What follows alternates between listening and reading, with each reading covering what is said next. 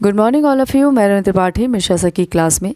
जैसे कि आपको पता है 11 फरवरी को आपका आर ओ का पेपर है। हिंदी से आपके 60 क्वेश्चन बनते हैं।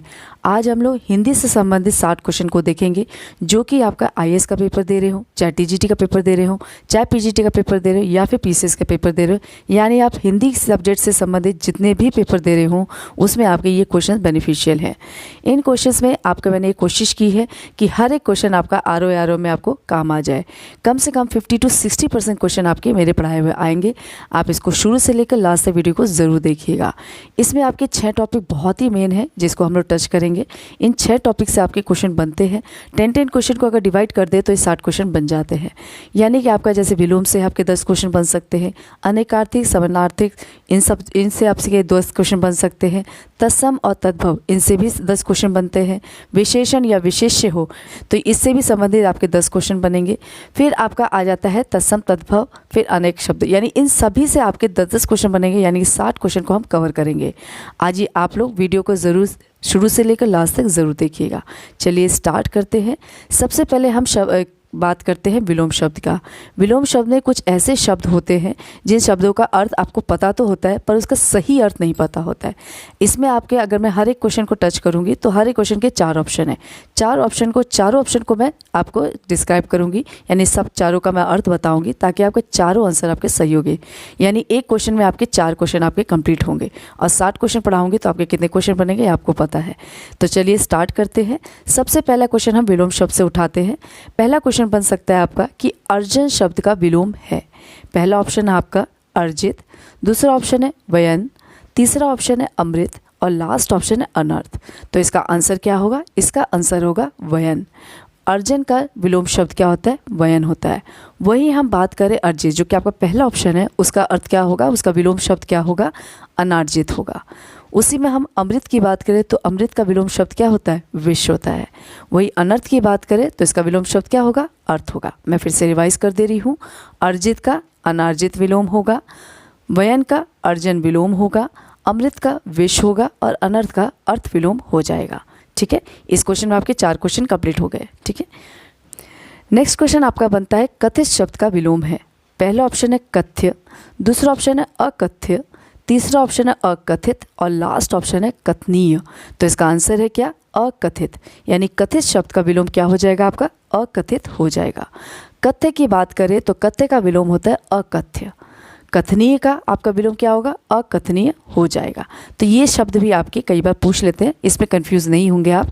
कथित शब्द का विलोम क्या होगा? आपका अकथित हो जाएगा। ठीक है, नेक्स्ट क्वेश्चन आपका बनता है प्रच्छन्न शब्द का विलोम है। प्रच्छन्न, प्र आदत च है, ठीक है ना। प्रच्छन्न शब्द का विलोम क्या है? पहला ऑप्शन है आपका प्रत्यक्ष, दूसरा ऑप्शन है प्रतिपन्न, तीसरा ऑप्शन है अप्रतिबद्ध और लास्ट ऑप्शन है गौण। तो इसका आंसर है बी, प्रतिपन्न। यानी प्रच्छन्न शब्द का विलोम क्या होता है? प्रतिपन्न। ठीक है, प्रच्छन्न अर्थ होता क्या है ये आपको पहले पता होना चाहिए। प्रच्छन्न का अर्थ होता है ढका हुआ या लपेटा हुआ या फिर छिपा हुआ, यानी गुप्त होता है। ठीक है, इसी प्रकार अगर हम प्रतिपन्न का अर्थ पूछे तो प्रतिपन्न का अर्थ होता है अवगत कराना या फिर ज्ञात कराना या अंगीकृत होना। ठीक है ना, प्रतिपन्न का अर्थ क्या होता है? अवगत, ज्ञात अथवा अंगीकृत होना। ठीक है, यानी हमारा क्या है? प्रच्छन्न का विलोम क्या हो गया? प्रतिपन्न हो गया। ठीक है, अगर हम अप्रतिबद्ध की बात करें तो अप्रतिबद्ध का आपका विलोम होता है परोक्ष। अगर हम प्रत्यक्ष की बात करें तो प्रत्यक्ष का विलोम होता है अप्रत्यक्ष और गौण का विलोम क्या हो जाएगा? प्राथमिक। ठीक है, गौण का क्या होगा विलोम? प्राथमिक। प्रत्यक्ष का अप्रत्यक्ष, अप्रतिबद्ध का परोक्ष और प्रच्छन्न का प्रतिपन्न हो जाएगा। प्रतिपन्न का अर्थ क्या होता है? अवगत, ज्ञात या फिर अंगीकृत करना और प्रच्छन्न का अर्थ होता है लपेटा हुआ या फिर छिपा हुआ या फिर गुप्त होता है। ठीक है, नेक्स्ट हमारा क्वेश्चन बन जाता है अमर शब्द का विलोम है। पहला ऑप्शन है आपका मृतक, दूसरा ऑप्शन है मृत्यु, थर्ड ऑप्शन है मरण और लास्ट ऑप्शन है आपका मर्त्य। ठीक है ना, इसका आंसर यानी अमर शब्द का विलोम क्या हो जाएगा? आपका मर्त्य। ठीक है ना, मर्त, म आदत र बनेगा य के ऊपर। ठीक है ना, मर्त्य। इसका क्या होता है? अगर हम बात करें मरण की तो मरण का अर्थ क्या होगा? मरण का जीवन होता है, मृत्यु का जन्म होगा और आपका मर्त्य का क्या होगा? अमर होगा। ठीक है, इसको आप लोग ध्यान रखेंगे। मृतक का अर्थ आपको मरा हुआ होता है, ये आपको पता है। इसका अर्थ क्या होगा? जीवित होना। यानी मृतक का जीवित होता है, मृत्यु का जन्म, जीवन का मरण और आपका मर्त्य का अमर होता है। ठीक है ना, ये विलोम शब्द आपको याद रखना है। नेक्स्ट क्वेश्चन आपका बनता है उक्त शब्द का विलोम है। उक्त पहला ऑप्शन आपका क्या है? अनुक्त, दूसरा ऑप्शन है उपयुक्त, तीसरा ऑप्शन है अनुप्रयुक्त और लास्ट ऑप्शन है उपरियुक्त। ठीक है ना? पहला ऑप्शन है अनुयुक्त, दूसरा ऑप्शन है उपयुक्त, तीसरा ऑप्शन है अनुप्रयुक्त और लास्ट ऑप्शन है उपरियुक्त। इसको पढ़ने में भी आप लोग ध्यान रखेंगे, कई बार जल्दबाजी में गलती कर देते हैं। उक्त शब्द का विलोम होता है अनुयुक्त। ठीक है ना? उक्त शब्द का विलोम क्या होता है? अनुयुक्त। और उपयुक्त का क्या होगा? अनुपयुक्त होगा। और उपरियुक्त अगर पूछा जाए तो उसका अर्थ होता है निम्नलिखित, यानी अधोलिखित होता है उपरियुक्त। ठीक है ना? उक्त का विलोम क्या होता है? अनुयुक्त होता है, जबकि उपयुक्त का अनुपयुक्त होता है। और उपयुक्त का शाब्दिक अर्थ क्या होता है? उल्लेख करना या जो हो चुका है उसके बारे में बात करता है। ठीक है ना? और आपका उपयुक्त की बात करें तो अधोलिखित हो या फिर निम्नलिखित हो जाता है। या अगर आता है आपका विलोम तो इसको ऐसे लिखेंगे। ठीक है? नेक्स्ट क्वेश्चन है आपका प्रतिकूल का विलोम शब्द है। पहला ऑप्शन है समान, दूसरा ऑप्शन है प्रतिदर्श, तीसरा ऑप्शन है अनुकूल और लास्ट ऑप्शन है अनुसार। तो इसका आंसर क्या होगा? अनुकूल। प्रतिकूल का विलोम क्या होता है? अनुकूल होता है। वही हम बात करें समान की तो समान का असमान हो जाता है। प्रतिदर्श की बात करें तो प्रतिदर्श का क्या होता है? संपूर्ण। ठीक है? या समष्टि। और अनुसार का क्या होगा? अनुप्रयुक्त होगा या फिर विरोध होगा। ठीक है? ये इसके विलोम शब्द है। मैं फिर से रिवाइज कर दे रही हूँ। प्रतिकूल का विलोम क्या होगा? अनुकूल होगा। समान का असमान होगा। प्रतिदर्श का संपूर्ण या समष्टि होगा। और अनुसार का आपका विरोध या अनुप्रयुक्त होगा। ठीक है? नेक्स्ट क्वेश्चन आपका बनता है नूतन का विलोम है। पहला ऑप्शन है आपका प्राचीन, दूसरा ऑप्शन है पुरातन, थर्ड ऑप्शन है अर्वाचीन और लास्ट ऑप्शन है वर्तमान। तो इसका आंसर होगा बी, यानी कि पुरातन। नूतन का विलोम क्या होगा? पुरातन। ये क्वेश्चन कई बार पूछता है, इसमें बच्चे कंफ्यूज हो जाते हैं। नूतन का विलोम क्या होगा? पुरातन होगा। प्राचीन का अर्वाचीन होता है। फिर आपका अगर हम बात करें वर्तमान की तो वर्तमान का भूतकाल हो जाएगा। ठीक है? नेक्स्ट क्वेश्चन आपका बनेगा अभिज्ञ का विलोम है। अभिज्ञ लिखा हुआ है। ठीक है ना? पहला ऑप्शन है अज्ञ, दूसरा ऑप्शन है तज्ञ, थर्ड ऑप्शन है प्रज्ञ और लास्ट ऑप्शन है चतुर। तो इसका आंसर होगा अज्ञ। अभिज्ञ का विलोम क्या होता है? अज्ञ होता है। अगर वहाँ विज्ञ लिखा है या प्रज्ञ लिखा है तो भी वो सही होगा। ठीक है ना? मेन इसका अभिज्ञ ही होता है, यानी अभिज्ञ विलोम क्या होगा? अज्ञ होगा। ठीक है? नेक्स्ट क्वेश्चन कृतज्ञ का विलोम है। पहला ऑप्शन है अकृतज्ञ, दूसरा ऑप्शन है संवेदनशील, तीसरा ऑप्शन है आपका कृतधन और लास्ट ऑप्शन है जड़। तो इसका आंसर है सी, कृतधन। यानी आपका कृतज्ञ का विलोम क्या होता है? कृतधन होता है। ठीक है? नेक्स्ट क्वेश्चन अनुरक्ति का विलोम है। पहला ऑप्शन है विराग, दूसरा ऑप्शन है विरक्ति, थर्ड ऑप्शन है तिरोभाव और लास्ट ऑप्शन है संसक्ति। तो इसका आंसर है बी, विरक्ति। अनुरक्ति का विलोम क्या हो जाता है? विरक्ति हो जाता है। विराग का क्या हो जाएगा? अनुराग हो जाएगा। तिरोभाव का अर्थ आपका आविर्भाव होता है।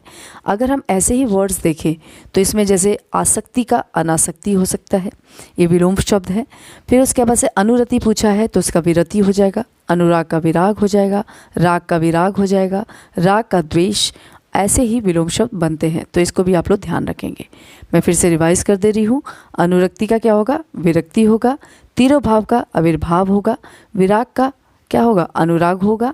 फिर आपके ऐसे वर्ड्स भी बन जाएंगे जैसे आसक्ति का अनासक्ति, अनुरति का विरति, अनुराग का विराग, राग का विराग और राग का द्वेष भी विलोम शब्द होता है। ठीक है? ये तो हमारे विलोम शब्द के हो गए आपके 10 से 12 क्वेश्चन। ये आपने क्वेश्चन देखे, इसमें मैंने हर एक ऑप्शन को आपको मैंने डिस्क्राइब किया है। तो ये आप लोग एक बार नहीं 2 बार ज़रूर देखिएगा वीडियो को, ताकि आपको याद हो जाए। नेक्स्ट जो हमारा टॉपिक आपका बनता है वाक्य एवं वर्तनी शुद्धि से। तो ये कैसे क्वेश्चन बनते हैं इसको भी आप लोग ध्यान रखेंगे। इससे भी हम लोग संबंधित 10 क्वेश्चन करेंगे। पहला टॉपिक, नेक्स्ट टॉपिक क्या है आपका? वाक्य एवं वर्तनी शुद्धि। इसमें से पहले क्वेश्चन बन जाता है कि ऊँटों का डैश जा रहा है। वाक्य में रिक्त स्थान की पूर्ति उपयुक्त यानी कि शुद्ध शब्द की को चुनिए या फिर कीजिए। पहला ऑप्शन है कारवां, दूसरा ऑप्शन है जत्था, थर्ड ऑप्शन है काफिला और लास्ट ऑप्शन है बेड़ा। तो ऊँटों का डैश जा रहा है, ऊँटों का क्या जा रहा है? इसका आंसर क्या होगा? सी, काफिला। अगर हम किसी जानवर की बात करें, उसका झुंड जा रहा है तो हम उसे क्या बोलते हैं? काफिला बोलते हैं, काफिला बोलते हैं, यानी ऊँटों का काफिला जा रहा है। वहीं अगर हम कारवां की बात करें तो कारवां आपका लोगों का जाता है, यानी पीपल्स का जाता है, लोगों का जाता है, तो उसे हम कारवां बोलते हैं। वही अगर हम जत्था की बात करें तो जत्था छोटे समूह की बात करें, यानी जो छोटे समूह में जाते हैं, स्वयंसेवकों की जो जत्था जाती है उसे ही जत्था कहा जाता है। वहीं हम अगर बेड़ा की बात करें तो बेड़ा आपका गाड़ियों का बेड़ा भी होता है, नावों का बेड़ा भी होता है, तो उसे हम बेड़ा कहते हैं। अगर नावों का जा रहा है, एक समूह जा रहा है, तो वो उसको हम क्या बोलेंगे? बेड़ा बोलेंगे। वहीं अगर हमारा कारवा है तो लोगों का कारवा होगा। अगर लोगो लिखा है तो वो कारवा लिखा जाएगा वहाँ पर एक स्थान पे। वहीं अगर हम काफिला लिखना है तो वो, अगर हम किसी जानवर की बात करें, जानवरों का झुंड जा रहा है, तो उसे हम काफिला कहेंगे। तो ये भी चीज़ें ध्यान रखनी है कि इसमें कौन सा आपका सटीक शब्द बैठेगा, तो उसको आप लोग याद रखेंगे। ठीक है। नेक्स्ट क्वेश्चन बनता है आपका, निम्नलिखित में से शुद्ध वाक्य है। अब इसमें शुद्ध वाक्य आपको ढूंढना है। पहला ऑप्शन है यह रुमाल अच्छी है। दूसरा ऑप्शन है उसकी दही खट्टी है। थर्ड ऑप्शन है कई हाथियाँ जा रही है। और लास्ट ऑप्शन है उसका मकान बहुत अच्छा है। तो इसका आंसर आपका क्या होगा? डी, उसका मकान बहुत अच्छा है। यानी ये क्या है? शुद्ध वाक्य है, आपका कंप्लीट सेंटेंस बन रहा है। तो उसका मकान बहुत अच्छा है, ये बिल्कुल कंप्लीट सेंटेंस बन रहा है, शुद्ध वाक्य बन रहा है, यही आपका सही होगा। आपका जो पहला ऑप्शन था यह रुमाल अच्छी है, तो यह रुमाल अच्छा है लिख सकते हैं, तो ये शुद्ध वाक्य होगा। उसका दूसरा आपका ऑप्शन क्या है? उसकी दही खट्टी है, तो उसका दही खट्टा है, तो ये क्या है? आपका दूसरा शुद्ध वाक्य है। फिर आपका कई हाथियाँ जा रही है, तो कई हाथी जा रही है, तो ये भी आपका ऑप्शन इसमें करेक्ट नहीं है। ठीक है ना। लास्ट इसका ऑप्शन सही है, उसका मकान बहुत अच्छा है, यानी इसमें अच्छा स्थान सही है। ठीक है ना। खट्टी की जगह खट्टा हो जाएगा आपका, और इसमें लिंग आपका चेंज हो जाएगा हाथी में। ठीक है, तो ये आपका सही हो जाएगा। नेक्स्ट क्वेश्चन आपका बनता है, इनमें से शुद्ध वाक्य है। पहला ऑप्शन डॉक्टर गुप्ता हमारे प्रभारी हैं। प्रभारी लिखा हुआ है, ठीक है ना। प्रभारी आपको पता है प्र लिखना है। दूसरा ऑप्शन है आज मैं 31 साल का यानी 31 वर्ष का हो गया हूँ। थर्ड ऑप्शन है इस वर्ष पहाड़ों पर जमकर तुषारपात हुआ है। और लास्ट ऑप्शन है हमें कभी हतोत्साहित नहीं होना चाहिए। तो इसका आंसर क्या है? डी, इसका आंसर करेक्ट है। ये आपका वाक्य शुद्ध है, हमें कभी हतोत्साहित नहीं होना चाहिए। जबकि आपका जो डॉक्टर गुप्ता हमारे प्रभारी में, प्रभारी आपका जो गलत लिखा हुआ है, प्र लिखना है। ठीक है ना, प्रमाण वाला प्र लिखना है। फिर आपका जो आज में 31, त में बड़ी की मात्रा रखता है 30, हमेशा 30 में बड़ी की मात्रा रखती है, तो वो गलत है आपका। 31 लिखा हुआ है, त में छोटी की मात्रा लिखा है, वो उसमें आपकी सही करनी है, बड़ी की मात्रा लिखनी है, तो वो शुद्ध वाक्य हो जाएगा। इस वर्ष पहाड़ों पर जमकर तुषारपात हुआ है, तो इसकी जगह क्या लिखना है? तुषारपात होना चाहिए। ठीक है ना, तुषारपात। तो ये आपका 31 में त में बड़ी की मात्रा, तुषारपात होता है, तुषारपात नहीं होता, तुषारपात होता है। प्रभारी में प्र। ठीक है ना, ये ध्यान रखना है। तो इसमें ऑप्शन आपका सी, आपका डी आंसर सही है, हमें कभी हतोत्साहित नहीं होना चाहिए, ये आपका शुद्ध वाक्य है। ठीक है। नेक्स्ट क्वेश्चन, इनमें से कौन सा वाक्य शुद्ध है? पहला ऑप्शन है मेरा गुप्त रहस्य कोई नहीं जानता। दूसरा ऑप्शन है आपका श्याम सज्जन आदमी है। थर्ड ऑप्शन उत्तर का अधिकांश भाग पहाड़ी है। और लास्ट ऑप्शन है इनमें से एक भी वाक्य शुद्ध नहीं है। तो इसका आंसर क्या है? डी, इसका आंसर करेक्ट है, इनमें से एक भी वाक्य शुद्ध नहीं है। तो इसका आंसर क्या है? डी सही होगा, ये वाक्य शुद्ध है। वहीं अगर हम बात करें इन तीनों की, तो सबसे पहले में आपका गुप्त गलत है, गुप्त आपका गलत है, उसको सही करना है। आदमी गलत है, आदमी का प्रयोग अनुचित है। ठीक है। फिर इसके बाद सी में आपका कौन सा गलत है? इसके स्थान पे क्षेत्र होना चाहिए। ठीक है ना, अधिकांश भाग में इसमें क्या होगा? अधिकांश क्षेत्र पहाड़ी है। ठीक है ना, तो ये आपका सही होगा। ठीक है, इसका आंसर क्या है? डी, इसका करेक्ट आंसर है। तो ये भी आप लोग जैसे ना, आप लोगों को ना शब्द भी पता नहीं, शब्द कैसे लिखने हैं, वो तो नहीं गलत है, आपके शब्द भी आपको पता होना चाहिए वाक्य शुद्ध करने में। नेक्स्ट क्वेश्चन आपका बनता है, कौन सा वाक्य शुद्ध है? पहला ऑप्शन है दही खट्टी है। दूसरा ऑप्शन है दही खट्टा है। थर्ड ऑप्शन है दही खटास है। और लास्ट ऑप्शन है दही खटाई है। तो इसका आंसर बी सही है, दही खट्टा है। तो ये आपका शुद्ध वर्तनी है, दही खट्टा है, क्योंकि दही शब्द क्या है? पुल्लिंग। ठीक है ना, इसमें हम क्या करते हैं? पुल्लिंग के अर्थ में प्रयुक्त करते हैं। और वही अगर हम बात करें जैसे कि आपका स्त्रीलिंग अर्थ में, तो आपका पानी, घी, दही, ये सब क्या है? सब के सब क्या है? पुल्लिंग शब्द को, अर्थ को हम प्रयुक्त करते हैं इसमें। ठीक है ना, दही खट्टी नहीं लिखा जाता है, खटास नहीं लिखा जाता, ना खटाई लिखा जाता है, दही खट्टा है, यही शब्द आपका सही है। ठीक है, आप लोग वीडियो को शुरू से लेकर लास्ट तक ज़रूर देखिए, क्योंकि आपके ऐसे क्वेश्चन हैं जो आपके ज़्यादातर गलती होते हैं, और ये क्वेश्चन बार बार पूछे जाते हैं और बच्चे गलत करके आते हैं। ठीक है, वीडियो को शुरू से लेकर लास्ट तक ज़रूर देखिएगा। नेक्स्ट क्वेश्चन, शेर को देखकर उसका होश उड़ गया का शुद्ध रूप है। पहला ऑप्शन है शेर को देखकर वह भयभीत हो गया। दूसरा ऑप्शन है शेर को देखकर वह बेहोश हो गया। थर्ड ऑप्शन है शेर को देखकर उसका होश भाग गया। और लास्ट ऑप्शन है शेर को देखकर उसके होश उड़ गए। तो इसका आंसर क्या होगा? डी इसका करेक्ट आंसर होगा। शेर को देखकर उसका होश उड़ गया ये शुद्ध रूप नहीं है। इसका शुद्ध रूप क्या होगा? शेर को देखकर उसके होश उड़ गए, ये सही है, आपका शुद्ध रूप है। ठीक है, नेक्स्ट क्वेश्चन, निम्नलिखित में से कौन सा वाक्य शुद्ध है? पहला ऑप्शन है यह व्यर्थ बात करने से कोई लाभ नहीं है। दूसरा ऑप्शन है संपूर्ण देश भर में निराशा छाई गई। थर्ड ऑप्शन है आपका भाई ने भाई के साथ सलाह की। और लास्ट ऑप्शन है कृपया पत्रोत्तर शीघ्र दे। इसका आंसर क्या होगा? डी इसका आंसर सही होगा, यानी कृपया पत्र उत्तर शीघ्र दे, यानी पत्र का उत्तर शीघ्र दे, ये क्या है? इसका वाक्य शुद्ध है। जबकि यह व्यर्थ बात करने की कोई लाभ नहीं, यह शुद्ध नहीं है। संपूर्ण देश भर में निराशा छा गई, ये भी सही नहीं है। ये व्यर्थ की बात करने की कोई बात नहीं, ये ऐसे लिख सकते हैं हम। ठीक है ना, ये सब चीज़ें हम क्या करेंगे, जैसे कि व्यर्थ की बात करने से कोई लाभ नहीं है, देश में निराशा छा गई है, भाई ने भाई की सलाह ली, या भाई ने भाई से सलाह ली, तो ये सब चीज़ें सही हो जाती है। दी नहीं होता, ठीक है ना, दी या ली हो सकता है। ठीक है, नेक्स्ट क्वेश्चन, निम्नलिखित वाक्यों में से कौन सा वाक्य शुद्ध है? पहला ऑप्शन है विद्या श्रेष्ठ धन होती है। दूसरा ऑप्शन है विद्या श्रेष्ठ धन होता है। थर्ड ऑप्शन है विद्या श्रेष्ठ धन मानी जाती है। और लास्ट ऑप्शन है विद्या श्रेष्ठ धन नहीं होती है। तो इसका आंसर बी सही होगा, विद्या श्रेष्ठ धन होता है। विद्या श्रेष्ठ धन होता है, ये इसका सही है। ठीक है ना, ये शुद्ध वाक्य है।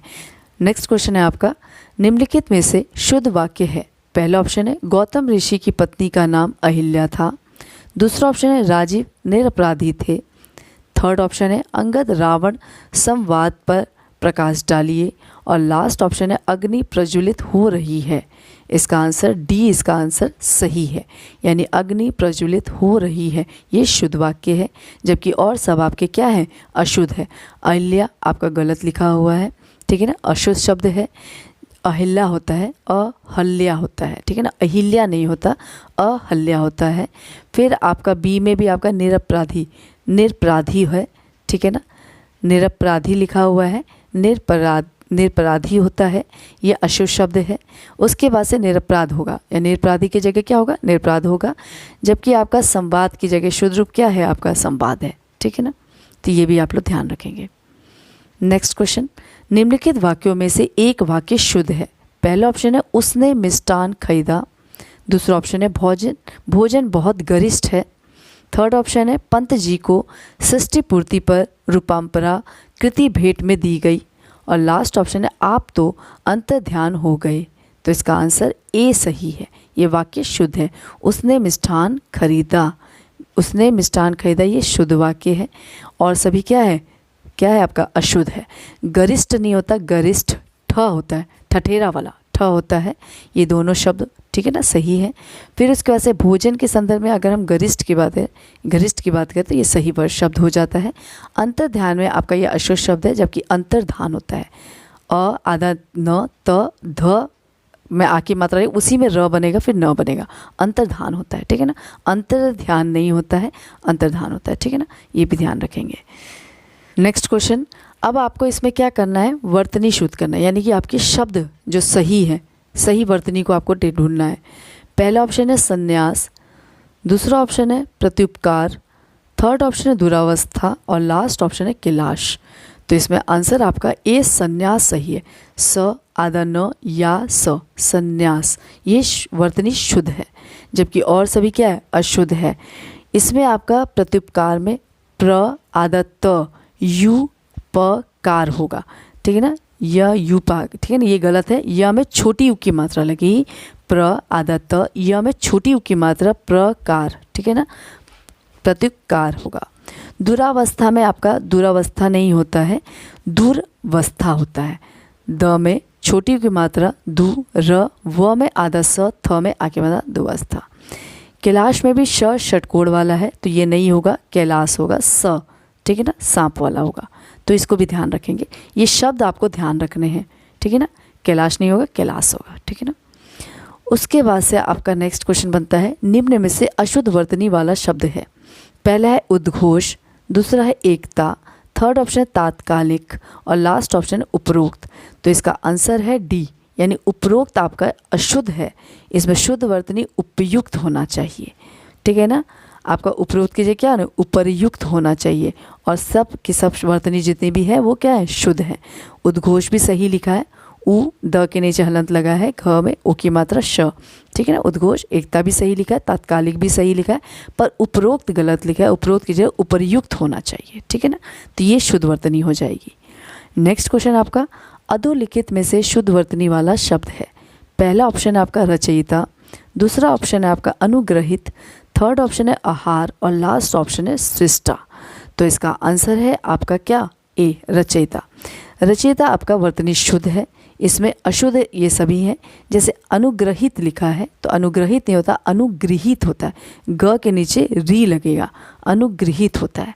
आहार की जगह आहार होता है, आहार, अ में आ की मात्रा यानी आहार होता है, आहार नहीं होता, आहार होता है। वहीं आपका सृष्टा नहीं होता, सृष्टा होता है, ठीक है ना, ये भी ध्यान रखेंगे।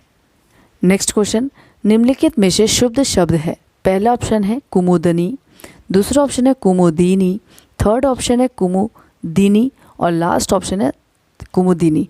तो इसका आंसर बी सही है, कुमुदिनी, यानी कि क में छोटी की मात्रा, म में छोटी की मात्रा, द में छोटी की मात्रा, पर न में बड़ी की मात्रा। तो ये आपका क्या है, कुमुदिनी शुद्ध शब्द है, ठीक है ना। और सभी के सभी क्या है, अशुद्ध है। यानी आपका जो पहले ए, सी और डी ये तीनों क्या है, अशुद्ध है, और आपका जो बी है वो सही है।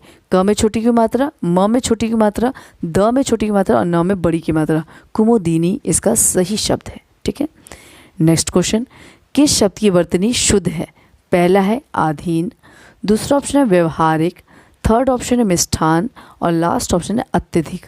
इसका आंसर डी सही है, अत्यधिक। ये वर्तनी सही है, अत्यधिक। आधीन नहीं होता, अधीन होता है, व्यवहारिक होता है, मिष्ठान होता है। तो ये ठीक है, आपका डी इसका आंसर सही हो जाएगा। नेक्स्ट क्वेश्चन, निम्नलिखित में से शुद्ध वर्तनी वाला शब्द है।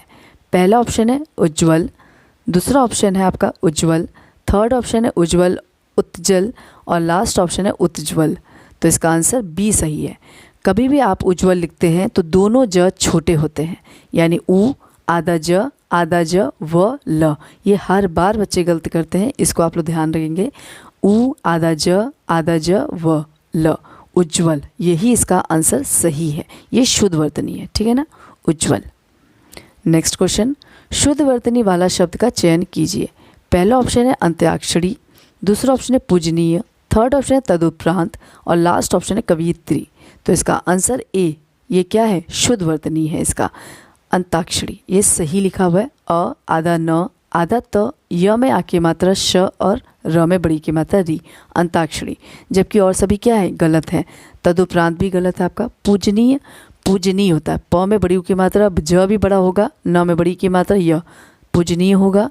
फिर आपका तदुपरांत में आपका त में द में छोटी की मात्रा तदुपरांत होता है, ठीक है ना, तदुपरांत नहीं होता है, तदुपरांत होता है। और कवियत्री नहीं होता, कवयित्री होता है। क व य में छोटी की मात्रा, त्र में बड़ी की मात्रा त्री, कवयित्री होता है, कवियत्री नहीं होता है, कवयित्री होता है, ठीक है ना। ये भी आप लोग, कवित्री और उज्ज्वल, अंताक्षरी, ये सब ऐसे वर्ड हैं जो गलती करते हैं बच्चे, तो इसको आप लोग ध्यान रखेंगे। कवयित्री होता है, ठीक है ना। नेक्स्ट क्वेश्चन, निम्नलिखित शब्दों में से कौन सा शुद्ध है। पहला ऑप्शन है विदुषी, दूसरा ऑप्शन है विदुषी, थर्ड ऑप्शन है विदुषी और लास्ट ऑप्शन है आपका विदुषी। तो इसमें ए आपका जो है वो सही है, विदुषी। व में छोटी की मात्रा, द में छोटी की मात्रा और श में बड़ी की मात्रा, विदुषी सही आपका शुद्ध वर्तनी है। जबकि और सब क्या है, वो गलत है, ठीक है ना, वो अशुद्ध है। नेक्स्ट, कवि का स्त्रीलिंग शब्द क्या है। मैंने आपको बताया कि कवि का कवित्री मैंने अभी बताया, क व य में छोटी की मात्रा, त्र में बड़ी की मात्रा, तो यही सही है, कवित्री। तो इसका आंसर कवि का कवियत्री होता है, ठीक है ना। यही इसका स्त्रीलिंग शब्द है और इसमें ही ये सही है। इसका आंसर क्या होगा, सी इसका आंसर करेक्ट हो जाएगा। नेक्स्ट क्वेश्चन, निम्नलिखित में शुद्ध वर्तनी वाला शब्द है। पहला ऑप्शन है आपका शुश्रूषा, दूसरा ऑप्शन है सुश्रूषा, थर्ड ऑप्शन है शुश्रूषा और लास्ट ऑप्शन है शुश्रूषा। इसका आंसर है ए, यानी कि आपका शुश्रूषा इसका आंसर सही होगा। यानी आपका शलगम में छोटी ऊ की मात्रा, फिर आपका जो आपका श्रमिक वाला आता है उसमें बड़ी ऊ की मात्रा, फिर षटकुर वाले में आ की मात्रा, ठीक है ना, शुश्वा। इसका ही यही आंसर सही है, ए इसका आंसर करेक्ट है। नेक्स्ट क्वेश्चन, नीचे दिए शब्दों में से किसकी वर्तनी शुद्ध है?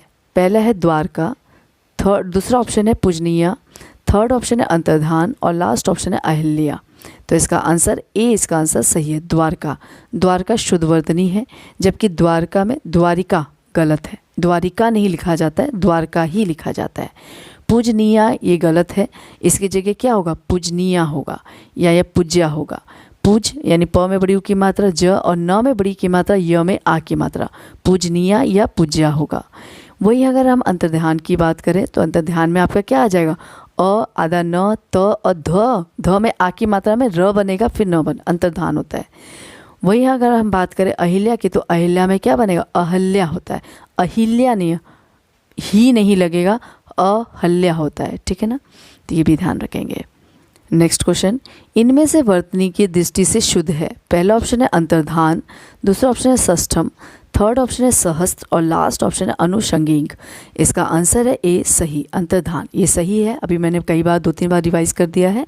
अंतर्धान ऐसे ही लिखेंगे, अ आधा न त ध में आ की मात्रा, उसी पे र बनेगा न, अंतर्धान, ठीक है ना, ये शुद्ध रूप है, ठीक है। वही अगर हम बात करें षष्ठम की तो षष्ठम में षष्ठ होता है यानी छठा, ठीक है ना, श आधा श फिर ठ, ठठेरा वाला, ठीक है ना। वही सहस्त्र में आपका स ह आधा स त्र, सहस्त्र होता है, ठीक है ना।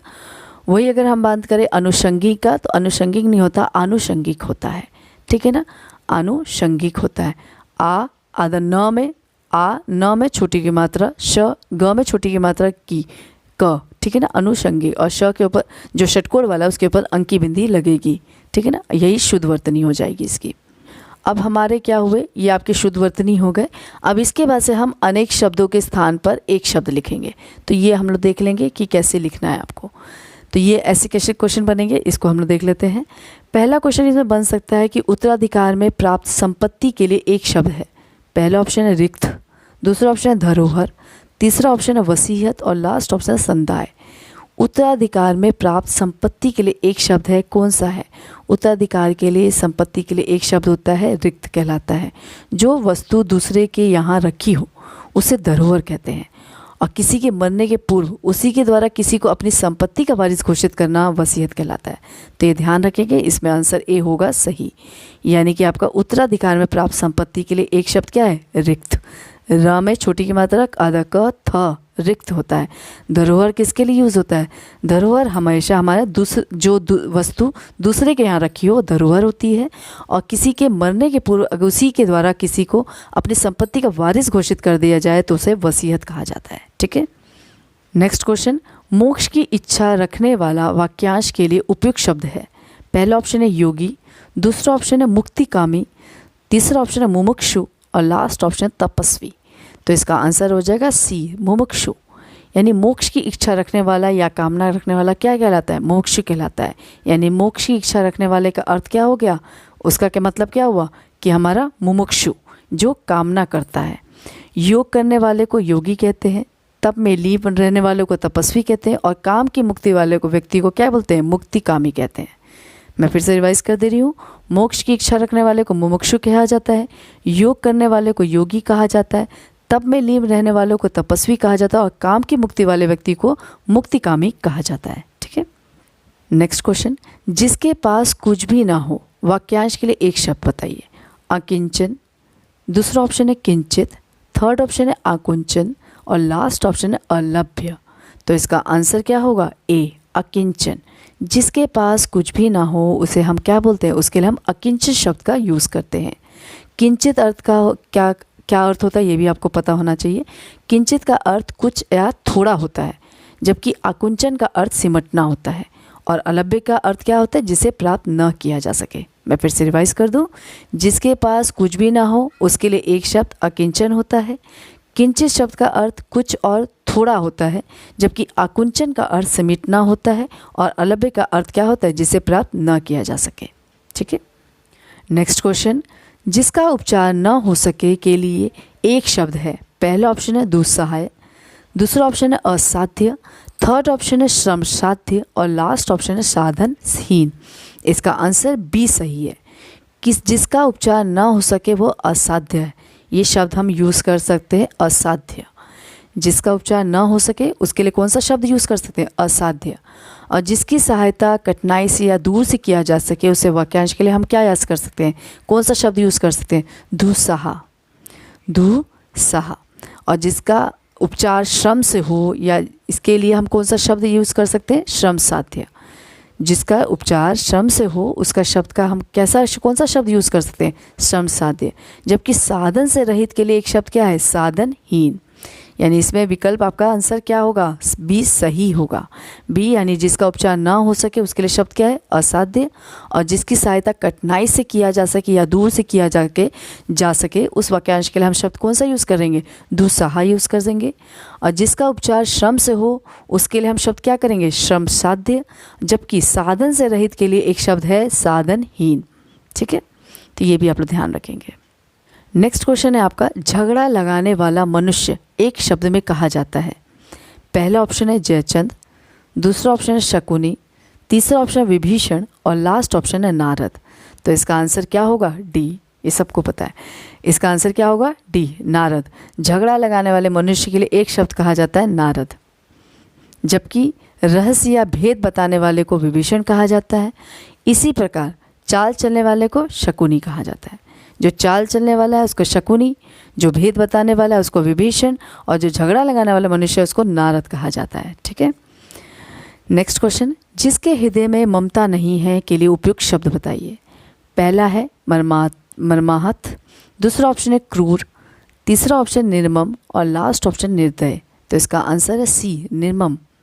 जिसके हृदय में ममता नहीं उसे निर्मम कहा जाता है और जिसके हृदय में दया ना हो उसे निर्दयी कहा जाता है।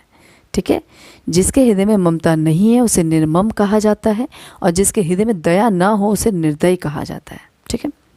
नेक्स्ट क्वेश्चन, जो क्षीण ना हो सके उसके लिए उपयुक्त शब्द। पहला है आपका अमिट, दूसरा है अपार, तीसरा है अक्षय और लास्ट ऑप्शन है आपका अनंत। तो इसका आंसर है सी, अक्षय। जो क्षीण ना हो सके, जो क्षीण ना यानी कि जिसका क्षय ना हो सके उसको हम अक्षय कहते हैं। जो मिट ना सके उसे अमिट कहा जाता है, जिसका अंत ना हो उसे अनंत कहा जाता है। ठीक है। जो क्षीण अथवा क्षय ना हो सके उसे अक्षय कहा जाता है। जो मिट ना सके और उसे क्या कहा जाएगा? जो मिट ना सके उसे अमिट कहा जाएगा और जिसका अंत ना हो उसे अनंत कहा जाएगा। ठीक है। नेक्स्ट क्वेश्चन, जिसका जन्म छोटी जाति या निचले वर्ण में हुआ हो उसके लिए कौन सा वर्ड यूज़ करेंगे, यानी उसके लिए कौन सा उपयुक्त शब्द यूज़ करेंगे। पहला ऑप्शन है अंडज, दूसरा ऑप्शन है शूद्र, तीसरा ऑप्शन है आपका अतंज्य और लास्ट ऑप्शन है अछूत। इसका आंसर है सी, अंतज्य। ठीक है ना, अंतयज। ठीक है ना। जिसका जन्म छोटी जाति या निचले वर्ण में हुआ होता है उसे अंतज्य कहते हैं। जो अंडे से जन्म लेता है उसे अंडज कहते हैं। जो चारों वर्णों, जो ब्राह्मण, क्षत्रिय, वैश्य और शूद्र है उसमें आपका जिसे अंतिम स्थान प्राप्त हो उसे शूद्र कहा जाता है। जिसे छूना मना हो, जो छूने योग्य ना हो उसे अछूत कहा जाता है। मैं फिर से रिवाइज कर दे रही हूँ। जिसका जन्म छोटी जाति या निचले वर्ण में हुआ हो उसे अंतज्य कहा जाता है। जो अंडे से जन्म लेता है उसे अंडज कहा जाता है।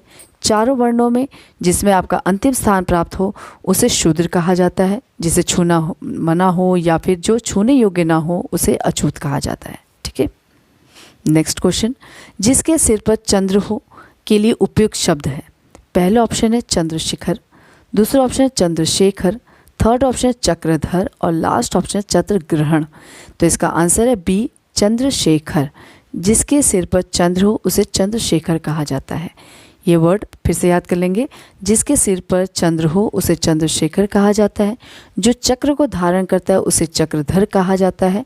और चंद्रमा की वही स्थिति जब उस पर पृथ्वी की छाया पड़ने से उसका कुछ या सारा भाग दिखाई ना दे, उसे चंद्रग्रहण, जो आपका चंद्रग्रहण लगता है, उसे कहा जाता है। ठीक है, मैं फिर से रिवाइज कर दे रही हूँ। जिसके सिर पर चंद्र हो उसे चंद्रशेखर कहते हैं। जो चक्र को धारण करता है उसे चक्रधर कहते हैं। चंद्रमा की वह स्थिति जब उस पर पृथ्वी की छाया पड़ने से उसका कुछ भाग या सारा भाग दिखाई ना देता हो, उसे चंद्रग्रहण कहा जाता है। ठीक है, नेक्स्ट क्वेश्चन। थोड़ा नपातुला भोजन करने वाला वाक्यांश के लिए उपयुक्त शब्द है। पहला ऑप्शन है मितव्ययी, दूसरा ऑप्शन है मितव्यय, थर्ड ऑप्शन है आपका मिताहारी और लास्ट ऑप्शन मितहारिन। इसका आंसर है सी, मिताहारी। थोड़ा या नपातुला भोजन करने वाला वाक्यांश के लिए आपका उपयुक्त शब्द क्या होगा? मिताहारी होगा। और कम या नपातुला खर्च करने वाले के लिए एक शब्द होता है मितव्ययी। जो कम या नपातुला खर्च करता है उसे क्या बोलते हैं? मितव्ययी शब्द यूज़ किया जाता है। ठीक है, नेक्स्ट क्वेश्चन। गुरु के समीप रहकर अध्ययन करने वाले के लिए एक शब्द है। पहला ऑप्शन है शिष्य, दूसरा ऑप्शन है आश्रमवासी, थर्ड ऑप्शन है विद्यार्थी और लास्ट ऑप्शन है अंतेवासी। तो इसका आंसर है डी, अंतेवासी। ठीक है, गुरु के समीप रहकर अध्ययन करने वाले के लिए एक शब्द है अंतेवासी और आश्रम में निवास करने वाले को आश्रमवासी कहते हैं। ठीक है ना, जो गुरु के समीप जो अध्ययन कर रहे हैं उनको हम क्या कहते हैं? अंतेवासी कहते हैं।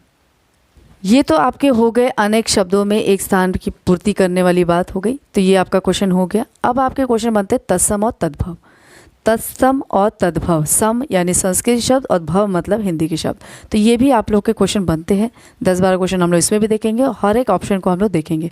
वीडियो को शुरू से लेकर लास्ट तक ज़रूर देखिए, आपके पास समय नहीं है और बार बार इस वीडियो को 2 बार ज़रूर देख के जाइएगा और कोशिश कीजिएगा अपने फ्रेंड सर्कल में भी इसको शेयर कीजिए। ठीक है, अभी हम लोग का टॉपिक नेक्स्ट क्या है? तद्भव और तत्सम से शब्द से कैसे क्वेश्चन बन जाएंगे।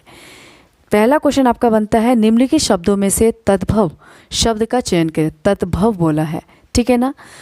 पहला ऑप्शन है वानर, दूसरा ऑप्शन है बंदर, थर्ड ऑप्शन है भ्रमण और लास्ट ऑप्शन है पवन। तो इसका आंसर है बी, बंदर। बंदर आपका तद्भव शब्द है। बंदर तद्भव शब्द है जिसका अर्थ, जिसका अगर हम तत्सम की बात करें तो उसका तत्सम शब्द क्या होगा? वानर हो जाएगा। देखिए पवन तत्सम शब्द है, अगर हम इसका तद्भव शब्द देखें तो उसका हवा होगा। वही अगर हम बात करें वानर की, वो वानर क्या है? तत्सम शब्द है और इसका तद्भव बात करें तो हमारा बंदर हो जाएगा। वही अगर हम भ्रमर की बात करें, तत्सम शब्द है और उसी का तद्भव आपका भौरा हो जाएगा। ठीक है ना, तो ये ध्यान रखना है। नेक्स्ट क्वेश्चन, इनमें से कौन सा शब्द तत्सम नहीं है? तत्सम नहीं है। पहला आपका अग्नि, दूसरा ऑप्शन है घोटक, तीसरा ऑप्शन है घट और लास्ट ऑप्शन है मोती। तो इसका आंसर है डी, मोती। इसका ये तत्सम शब्द, मोती तत्सम शब्द नहीं है, जबकि आपका अग्नि, घोटक और घट ये आपका क्या है? तत्सम शब्द है और मोती आपका तद्भव शब्द है। ठीक है ना, मोती तद्भव शब्द है जिसका आपका तत्सम शब्द क्या होगा? दिख है, होता है। अगर हम तत्सम शब्द की बात करें तो मौक्तिक यानी म में 2 मात्रा आएगी, मौ, और आधा क, त में छोटी की मात्रा क, मौक्तिक होता है। अग्नि का तद्भव आग होता है, घोटक का तद्भव आपका घोड़ा होता है और घट का तद्भव आपका घड़ा होता है। मैं फिर से रिवाइज कर दे रही हूँ। मोती तद्भव शब्द है, इसका तत्सम शब्द क्या होगा? मौक्तिक होगा। अग्नि तद्भव है, उसका आपका तद्भव आपका क्या होगा? अग्नि का तद्भव आग होगा। घोटक का तद्भव आपका घोड़ा होगा और घट का तद्भव आपका घड़ा होगा। ठीक है, ध्यान रखेंगे। अग्नि का तद्भव आग, घोटक का तद्भव घोड़ा और घट का तद्भव घड़ा होगा। ठीक है, नेक्स्ट क्वेश्चन, इनमें से तत्सम शब्द रूप है, तत्सम रूप है। पहला ऑप्शन है भैंस, दूसरा ऑप्शन है 12, थर्ड ऑप्शन है सच और लास्ट ऑप्शन है पाद। तो इसका आंसर है डी, पाद। यानी इसमें से तत्सम रूप कौन सा आपका? पाद है। पाद तत्सम शब्द है और इसका तद्भव पैर होता है, यानी पाँव होता है। ठीक है ना, पाँव का पाँव क्या है? वो आपका पाँव क्या है? आपका तद्भव शब्द है और तत्सम शब्द क्या है? पाद है। वही भैंस की बात करें तो भैंस तद्भव शब्द है, इसका तत्सम शब्द क्या होगा? महिषी होता है। वही अगर हम तत्सम शब्द में 12 की बात करें तो 12 का तत्सम आपका द्वादश होता है और सच तद्भव शब्द है, इसका तत्सम शब्द सत्य होता है। मैं फिर से रिवाइज कर रही हूँ। पाद आपका क्या है? तत्सम शब्द है, इसका तद्भव पैर अथवा पाँव होता है। भैंस तद्भव शब्द है, इसका तत्सम महिषी तथा आपका तद्भव शब्द 12 का तत्सम आपका द्वादश होता है और सच तद्भव शब्द है और इसका आपका तत्सम क्या है, सत्य है। ठीक है, सच तद्भव शब्द है, इसका तत्सम क्या है, सत्य होता है। और आपका महिषी क्या है, आपका तत्सम शब्द है और वही अगर हम तद्भव की बात करें तो वो भैंस हो जाएगा। ठीक है, तो ये ध्यान रखना है आपको। नेक्स्ट क्वेश्चन, निम्नलिखित में से तत्सम शब्द है। पहला ऑप्शन है कान, दूसरा ऑप्शन है जीभ, तीसरा ऑप्शन है मुख और लास्ट ऑप्शन है दांत। तो इसका आंसर है सी, मुख। निम्नलिखित में तत्सम शब्द है, यानी तत्सम यानी मुख क्या है, आपका तत्सम शब्द है और इसका तद्भव क्या हो जाएगा, मुंह हो जाएगा। वही कान आपका तत्सम है, इसका आपका तद्भव क्या हो जाएगा, कर्ण हो जाएगा। जीभ आपका तत्सम, जीभ का तत्सम क्या होगा, जीभा हो जाएगा। वही दांत का तत्सम दंत हो जाएगा। ठीक है ना, मैं फिर से रिवाइज कर दे रही हूँ। मुख तत्सम शब्द है, इसका तद्भव क्या हो जाएगा, मुंह हो जाएगा। कान का तत्सम कर्ण, जीभ का तत्सम जीभा, दांत का तत्सम दंत हो जाएगा। ठीक है, एक वीडियो को दो बार ज़रूर देख के जाइएगा। ठीक है ना, आपके लिए फ़ायदा होगा। शुरू से लेकर लास्ट तक वीडियो जरूर देखिए, अपने फ्रेंड सर्कल में ज़रूर शेयर कीजिए। आपके यूपी आरओ एआरओ में बहुत ही फ़ायदा करेगा और मैं कोशिश कर रही हूँ कि आपके हर एक क्वेश्चन आपके आए, ऐसे ही क्वेश्चन बने ताकि आपका पेपर क्लियर हो जाए। नेक्स्ट क्वेश्चन आपका है, निम्नलिखित में से कौन तद्भव शब्द है। पहला ऑप्शन है दिनकर, दूसरा ऑप्शन है दिवाकर, थर्ड ऑप्शन है प्रभाकर और लास्ट ऑप्शन है सूरज। तो इसका आंसर है डी, सूरज। इसमें आपका तद्भव शब्द क्या है, सूरज है। सूरज तद्भव शब्द है, इसका तत्सम शब्द क्या हो जाएगा, सूर्य हो जाएगा। दिनकर, दिवाकर और प्रभाकर सूर्य के पर्यायवाची होते हैं, ये आपको पता है। ठीक है ना, दिनकर, दिवाकर, प्रभाकर क्या है, सूर्य के पर्यायवाची हैं और सूरज तद्भव शब्द है और इसका तत्सम शब्द क्या हो जाएगा, सूर्य हो जाएगा। नेक्स्ट क्वेश्चन, निम्नलिखित में से तत्सम शब्द कौन सा है। पहला ऑप्शन है शक्कर, दूसरा ऑप्शन है सप्तशती, थर्ड ऑप्शन है होली और लास्ट ऑप्शन है मोती। तो इसका आंसर है बी, सप्तशती। ये तत्सम शब्द है। सप्तशती तत्सम शब्द है, इसका अगर हम तद्भव की बात करें सत सही होता है। क्या होता है, इसका तद्भव की बात करें सत सही होता है और तत्सम शब्द सप्तशती का तद्भव शब्द क्या होता है, सत सही होता है। शक्कर, होली और मोती ये तद्भव शब्द है। इसका तत्सम अगर हम बात करें, शक्कर का शक्रा हो जाता है, होली का होलिका हो जाता है, जबकि आपका मोती का मोतिक हो जाता है। ये हमने पहले भी देखा था कि मोती का मोतिक हो जाता है, शक्कर का शर्करा हो जाएगा, होली का होलिका हो जाएगा। तो ये आपके क्या है, तत्सम शब्द है और ये सब की क्या है, तद्भव है। ठीक है ना, ये भी ध्यान रखेंगे। नेक्स्ट क्वेश्चन, निम्नलिखित में से कौन सा शब्द तद्भव है। तद्भव की बात कर रहा है अभी। भ्रमर, व्याघ्र, शीघ्र और कोयल, ये चार ऑप्शन है। इसमें से आपका जो लास्ट है कोयल, ये कोयल आपका तद्भव शब्द है। कोयल तद्भव शब्द है, इसका तत्सम की बात करें तो कोकिल हो जाता है। क्या हो जाता है, कोयल तद्भव शब्द है, कोयल का तत्सम क्या होगा, कोकिल हो जाएगा। भ्रमर, व्याघ्र और शीर्ण ये सब सभी क्या है, तत्सम शब्द है और इसका तद्भव क्या हो जाएगा, भ्रमर का भौरा हो जाएगा, मैंने अभी बताया था। व्याघ्र का बाघ हो जाएगा और शीर्ण का खीर हो जाता है। मैं फिर से रिवाइज कर देती हूँ, ये सभी क्या है आपके, भ्रमर, व्याघ्र और शीर्ण ये तत्सम शब्द है और इसका तद्भव क्या हो जाएगा, भ्रमर का तद्भव आपका भौरा हो जाएगा, व्याघ्र का तद्भव आपका बाघ हो जाएगा और शीर्ण का तद्भव आपका खीर हो जाएगा।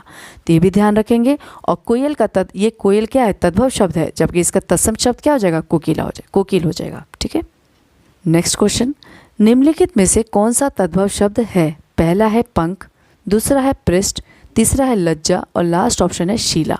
इसका ए आंसर सही है, पंख। पंख आपका तद्भव शब्द है और पंख तद्भव शब्द होने के साथ इसका तत्सम शब्द भी आपको पता होना चाहिए। पंख का हो जाएगा पक्ष। क्या हो जाएगा, पंख का आपका तत्सम शब्द क्या है, पक्ष होता है। जबकि आपका जो पृष्ठ है ये तत्सम शब्द है, जिसका तद्भव अर्थ क्या हो जाता है, पीठ होता है। पृष्ठ का क्या होगा, पीठ होगा। लज्जा तत्सम शब्द है, इसका अर्थ क्या होगा, लाज होता है। तद्भव क्या हो जाएगा, लाज। ठीक है ना, इसे भी ध्यान रखेंगे। मैं फिर से रिवाइज कर दे रही हूँ। पंख तद्भव शब्द है, इसका तत्सम शब्द पक्ष हो जाएगा। पृष्ठ आपका तत्सम शब्द है, जिसका अर्थ अगर हम तद्भव की बात करें तो उसका पीठ हो जाएगा। लज्जा भी तत्सम शब्द है, जिसका तद्भव आपका लाज हो जाएगा। ठीक है, ये भी आप लोग ध्यान रखेंगे। अपने फ्रेंड सर्कल में जरूर शेयर करेंगे ताकि उनको भी बेनिफिट हो सके। ठीक है, नेक्स्ट क्वेश्चन है, कौन सा शब्द तत्सम है। पहला है शुश्रूषा, दूसरा ऑप्शन है सुंदर, तीसरा ऑप्शन आपका अपजस और लास्ट ऑप्शन है अक्षर।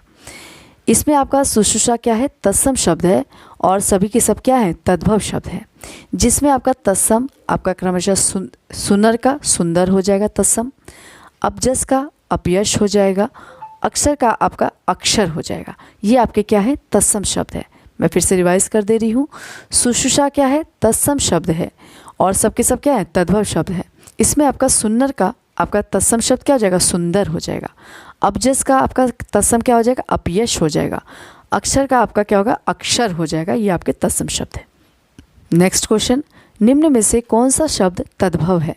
पहला ऑप्शन है कोयल, दूसरा ऑप्शन है आश्चर्य, थर्ड ऑप्शन है उज्ज्वल, और लास्ट ऑप्शन है कंटक। तो इसका आंसर ए सही है। इसमें तद्भव शब्द कौन सा है, कोयल है। उसी का अगर हम तत्सम बात करें, यानी कोयल तद्भव शब्द है, इसका तत्सम शब्द की बात करें तो तत्सम क्या हो जाएगा, कोकिल हो जाएगा। वहीं अगर हम बात करें आश्चर्य, आश्चर्य आपका क्या है, तत्सम शब्द है, इसका तद्भव बात करें तो अचरज हो जाएगा। आश्चर्य का तद्भव क्या हो जाएगा, अचरज हो जाएगा। इसी प्रकार अगर हम उज्ज्वल तत्सम शब्द की बात करें तो उज्ज्वल का आपका तद्भव क्या हो जाएगा, उजाला हो जाएगा, और कंटक आपका तत्सम शब्द है और उसका तद्भव क्या हो जाएगा, कांटा हो जाएगा। मैं फिर से रिवाइज कर दे रही हूँ। कोयल का आपका तत्सम शब्द क्या हो जाएगा, कोकिल हो जाएगा। आश्चर्य आपका तत्सम शब्द है, उसका तद्भव क्या हो जाएगा, अचरज हो जाएगा। वहीं अगर हम बात करें उज्ज्वल और कंटक की, तो उज्ज्वल और कंटक दोनों ही तत्सम शब्द है, और उसका तद्भव क्या हो जाएगा, उज्ज्वल का उजाला हो जाएगा, और कंटक का तद्भव क्या हो जाएगा, कांटा हो जाएगा। ये आप लोग रिवाइज कर लेंगे, ठीक है। 1 से 2 बार ज़रूर देखेंगे, आप लोग को याद हो जाएगा, इतना हार्ड नहीं है, ठीक है। अपने फ्रेंड सर्कल में जरूर शेयर कीजिएगा। नेक्स्ट क्वेश्चन आपका बनता है, हल्दी शब्द का तत्सम रूप है।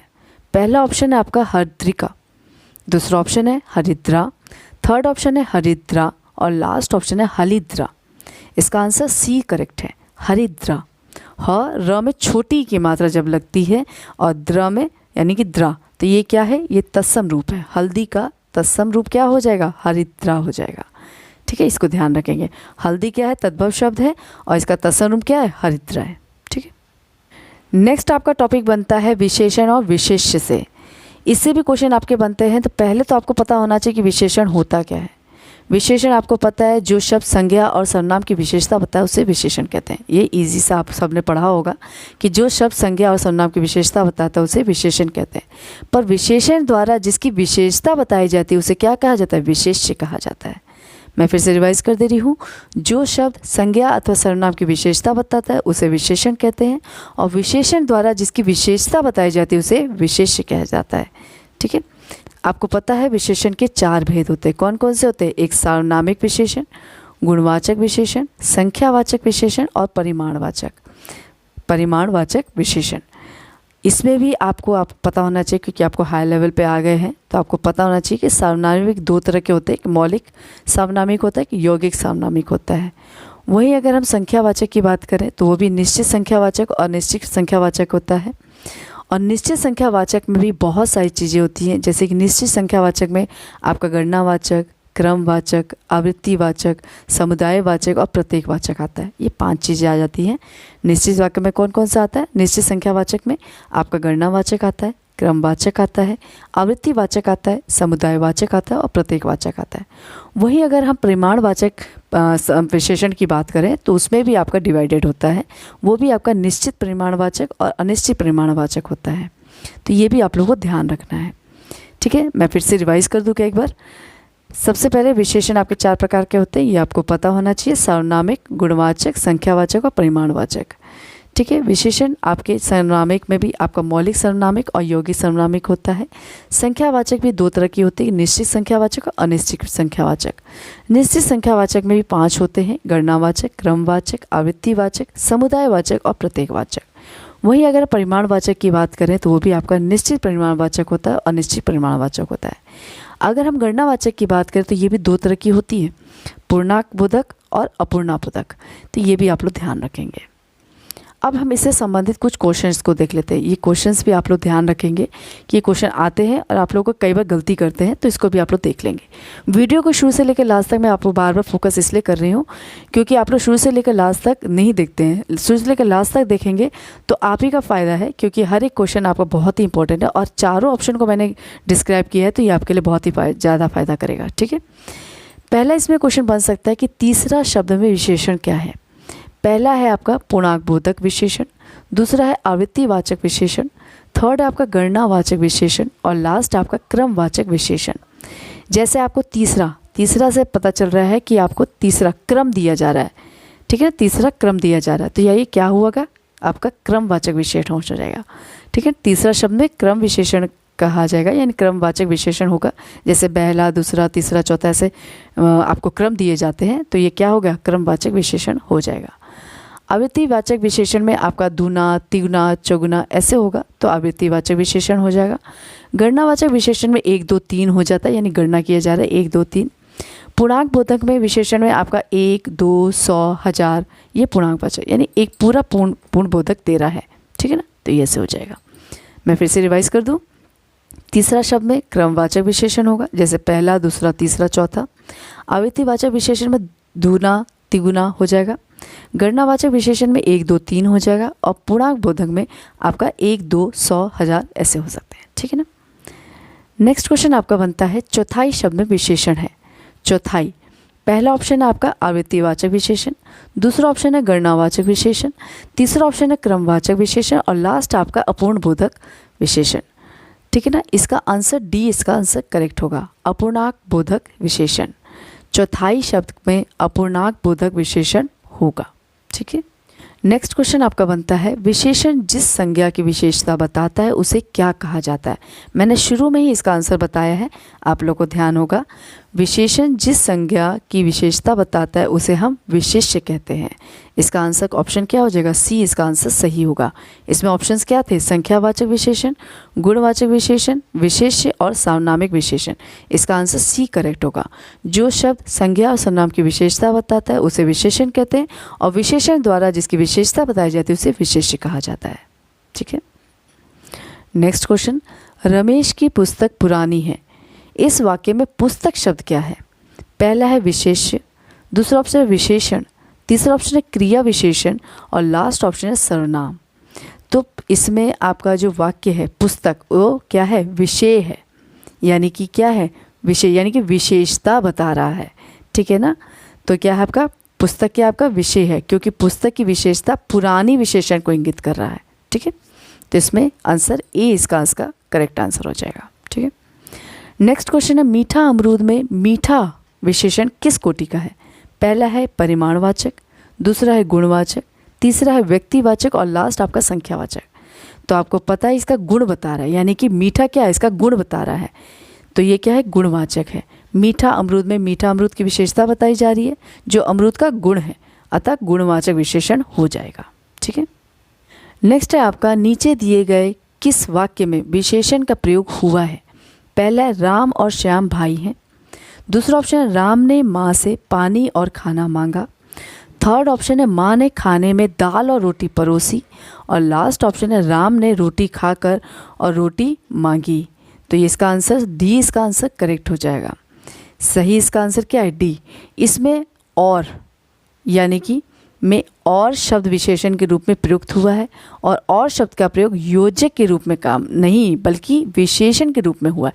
यानी योजक दो लोगों को मिलाने का काम, योजक क्या होता है, दो चीज़ों को मिलाने के काम करता है, दो शब्दों को मिलाने का काम करता है योजक, ठीक है ना। पर इसमें क्या किया, विशेषण के रूप में हुआ है, यानी इसमें क्या हो रहा है, राम ने दूसरी बार रोटी मांगी है, तो ये क्या करा, विशेषता बता रहा है, ठीक है ना। तो इसमें इस वाक्य में क्या हुआ, इस वाक्य में विशेषण का प्रयोग हुआ है, ठीक है ना। नेक्स्ट क्वेश्चन, प्रतिदिन किस प्रकार का क्रिया विशेषण है।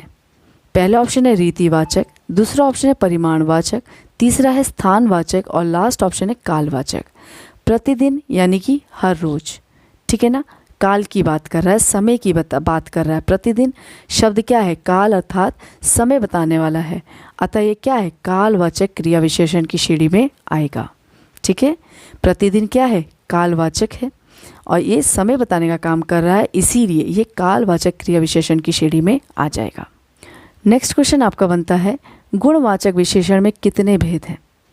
मैंने पहले ही बताया था, पहला ऑप्शन है 4, दूसरा ऑप्शन है 5, तीसरा ऑप्शन है 6 और लास्ट ऑप्शन है 7। तो इसका ऑप्शन है 7। गुणवाचक विशेषण में आपके 7 भेद होते हैं। गुण को बताने के लिए विशेषण में गुणवाचक विशेषण कहलाते हैं। आपको पता है गुण को बताने वाले विशेषण को गुणवाचक विशेषण कहा जाता है। इसमें 7 भेद होते हैं। पहला क्या है? काल, दूसरा है स्थान, तीसरा है आकार, चौथा है रंग, फिर 5वां है दशा, छठा है गुण और लास्ट है द्रष्टव्य। ठीक है ना? पहला है काल, स्थान, आकार, रंग, दशा, गुण तथा द्रष्टव्य। तो ये इसके 7 भेद होते हैं। ठीक है, गुणवाचक के 7 भेद होते हैं। नेक्स्ट क्वेश्चन, काला घोड़ा तेज दौड़ता है में क्रिया विशेषण क्या है? पहला ऑप्शन है घोड़ा, दूसरा ऑप्शन है काला, तीसरा ऑप्शन है तेज और लास्ट ऑप्शन है दौड़ना। तो क्रिया यानी कोई चीज़ की जा रही है, तो इसमें क्या है? क्रिया विशेषण क्या होगा? तेज। सी इसका आंसर करेक्ट होगा।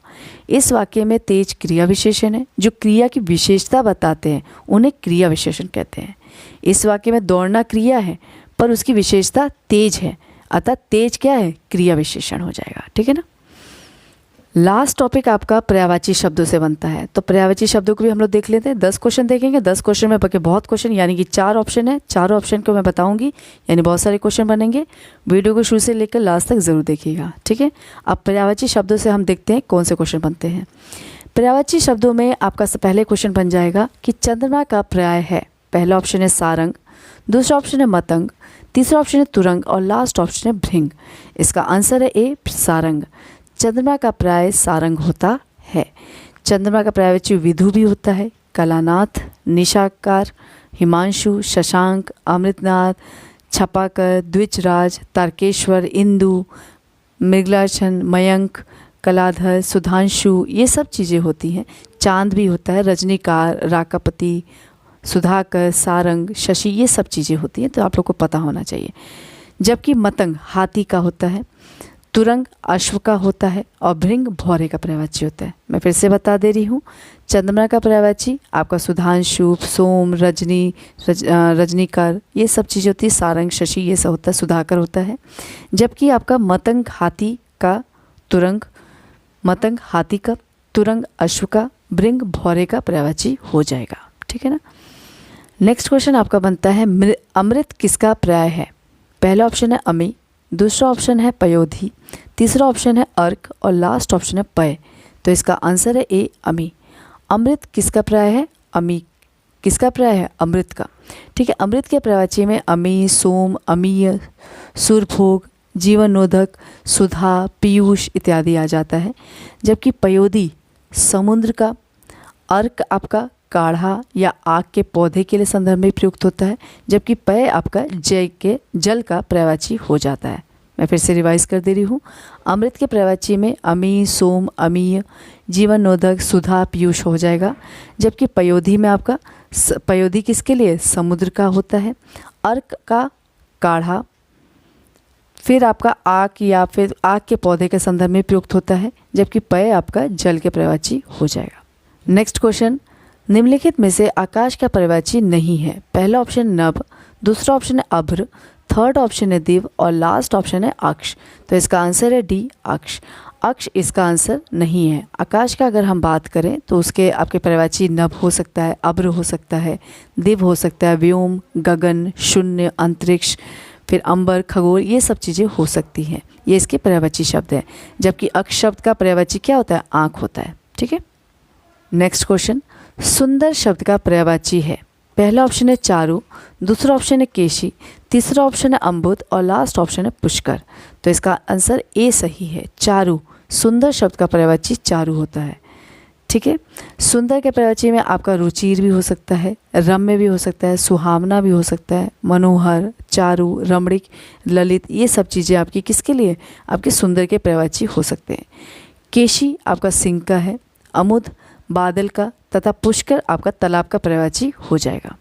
एक बार मैं इसको रिवाइज कर दे रही हूँ। सुंदर शब्द का पर्यायवाची आपका चारु हो जाएगा, जिसमें आपका चारु के अलावा आपका रुचिर, सुहावना, मनोहर, रमणीक, ललित, ये सब चीज़ें हो जाएंगी। जबकि केशी आपका सिंह का होता है, जो अम्बुद होता है जो वो बादल का हो जाएगा और पुष्कर आपका तालाब, ये इसका पर्यायवाची हो जाएंगे। ठीक है? नेक्स्ट आपका अचल का पर्यायवाची नहीं है। पहला ऑप्शन है पर्वत, दूसरा ऑप्शन है मदिनी, थर्ड ऑप्शन है भूधर और लास्ट ऑप्शन नग। तो बी आपका जो है मेदिनी, वो आपका अचल का पर्यायवाची नहीं है। अचल के पर्यायवाची में आपका पर्वत, भूधर, घिरी, दुंग, पहाड़, शैल, अडिग, अटल, अविचल, ये सब चीज़ें आ जाएंगी। जबकि आपका मेदिनी का अर्थ क्या होता है? पृथ्वी होता है। ठीक है ना? ये पृथ्वी का पर्यायवाची है मेदिनी। नेक्स्ट क्वेश्चन, निम्नलिखित में से कौन सा शब्द अरविंद का पर्यायवाची नहीं है? पहला ऑप्शन है मिलिंद, दूसरा ऑप्शन है पंकज, तीसरा ऑप्शन है जलज और लास्ट ऑप्शन है अंबुज। तो इसका आंसर ए मिलिंद जो है आपका अरविंद का पर्यायवाची नहीं है, जबकि पंकज, जलज, अंबुज ये आपके अरविंद के पर्यायवाची हैं। अगर हम अरविंद की बात करें तो अरविंद का पर्यायवाची में आपका मिलिंद नहीं है, ये भौरा का पर्यायवाची होता है। मिलिंद मैंने इससे पहले ही आपको बताया था कि मिलिंद का आपका क्या है, भौरा पर्यायवाची है। फिर इसमें आपका पंकज, जलज, अंबुज ये जो अरविंद है ये आपके क्या हो गए, अरविंद के पर्यायवाची हो जाएंगे। नेक्स्ट क्वेश्चन, कौन सा शब्द घोड़ा का पर्यायवाची नहीं है? पहला ऑप्शन है बाजी, दूसरा ऑप्शन है तुरंग, थर्ड ऑप्शन है शार्दुल और लास्ट ऑप्शन है। इसका आंसर है सी शार्दुल। आपका घोड़ा का पर्यायवाची शार्दुल नहीं होता है। घोड़ा का पर्यायवाची में आपका बाजी, तुरंग, है आ जाएगा। ठीक है, इसमें आप देखते हैं अश्व, सैंधव, दुर्ग, घोटक, रवि, है, बाजी ये सब क्या है, घोड़े के पर्यायवाची हैं, जबकि आपका शार्दुल आपका इसका पर्यायवाची नहीं होता है। शार्दुल का अर्थ, शार्दुल का पर्यायवाची की बात करें तो शार्दुल का अर्थ उसका पर्यायवाची सिंह हो जाता है। ठीक है ना, शार्दुल का पर्यायवाची सिंह है और बाजी, तुरंग, है आपके घोड़ा के पर्यायवाची हो जाते हैं। ठीक है, नेक्स्ट क्वेश्चन, निम्नलिखित में से कौन सा शब्द सूर्य का पर्यायवाची नहीं है? पहला ऑप्शन है प्रभाकर, दूसरा ऑप्शन विभाकर, थर्ड ऑप्शन है दिनकर और लास्ट ऑप्शन है दिनेश। तो इसका आंसर बी विभाकर सूर्य का पर्यायवाची नहीं है, जबकि प्रभाकर, दिनकर, दिनेश ये आपके क्या है, सूर्य के पर्यायवाची हैं। ठीक है ना, विभाकर सूर्य का पर्यायवाची नहीं है। ठीक है, वो चंद्रमा का पर्यायवाची है। विभाकर क्या है, चंद्रमा का पर्यायवाची है। और सूर्य के पर्यायवाची में आपका दिनकर, दिवाकर, भानु, दिन, मणि, ठीक है ना, भास्कर, आदित्य, रवि ये सब चीज़ें हो जाती हैं। ठीक है ना। नेक्स्ट क्वेश्चन, तरंग शब्द का पर्यायवाची है। पहला ऑप्शन है पुष्कर, दूसरा ऑप्शन है कुल, थर्ड ऑप्शन है जल्दी और लास्ट ऑप्शन है उर्मी। तो इसका आंसर है डी उर्मी। तरंग शब्द का पर्यायवाची उर्मी है। इसमें आपका जो उर्मी है, तरंग के अन्य भी पर्यायवाची हो सकते हैं, जैसे लहर है, वीची है, ये आ जाएंगे। अगर हम पुष्कर की बात करें तो पुष्कर तालाब का, कुल का किनारा, कुल किनारा का हो जाएगा और जल्दी समुद्र का पर्यायवाची हो जाता है। मैं फिर से रिवाइज कर दे रही हूँ, तरंग शब्द का पर्यायवाची आपका उर्मी है, इसमें आपके लहर, वीची भी आ जाएंगे। पुष्कर तालाब का हो जाएगा, कुल किनारे का हो जाएगा, जल्दी समुद्र का पर्यायवाची होता है। ठीक है, आज के वीडियो का लास्ट क्वेश्चन है आपका, आग शब्द का पर्यायवाची है। पहला ऑप्शन है पुंडरिक, दूसरा ऑप्शन है वैश्वानर, थर्ड ऑप्शन है सैंधव और लास्ट ऑप्शन है शक्र। इसका आंसर है बी वैश्वानर। इसमें आपका जो आग शब्द का पर्यायवाची पुंडरिक, सैंधव, शक्र ये नहीं है, जबकि वैश्वानर इसका पर्यायवाची है। आग के पर्यायवाची में आपका अनल, पावक, वायु सखा, दहन, वैश्वानर, कुशाणु, हुतांशन, जातवेद, धूमकेतु ये सब आ जाएंगे, जबकि पुंडरिक आपका कमल का हो जाएगा और सैंधव आपका घोड़ा का पर्यायवाची होता है।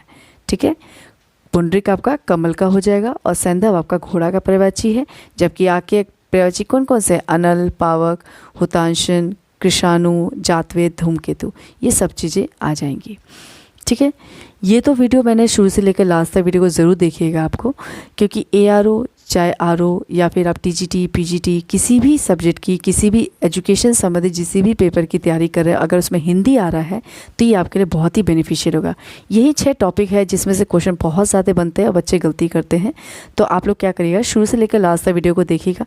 एक बार देखिए, दूसरी बार आप 2x पे देखिए, पर इसको 2 बार ज़रूर रिवाइज करके जाइए और वीडियो को शुरू से लेकर लास्ट तक ज़रूर देखिएगा, ताकि आपको हर एक चीज़ के लिए फ़ायदा मिल सके। अगर मेरा प्रयास अच्छा लगे तो इसको शेयर ज़रूर कीजिए अपने फ्रेंड सर्कल में, इसको सब्सक्राइब ज़रूर कीजिएगा और कोशिश कीजिएगा अपने फ्रेंड सर्कल में ज़्यादा से ज़्यादा शेयर कीजिए, ताकि मुझे भी कुछ मोटिवेशन मिलता रहे। अगर मेरा प्रयास अच्छा लगे तो इसे लाइक कीजिए, शेयर कीजिए और कमेंट ज़रूर कीजिए। तब तक के लिए धन्यवाद।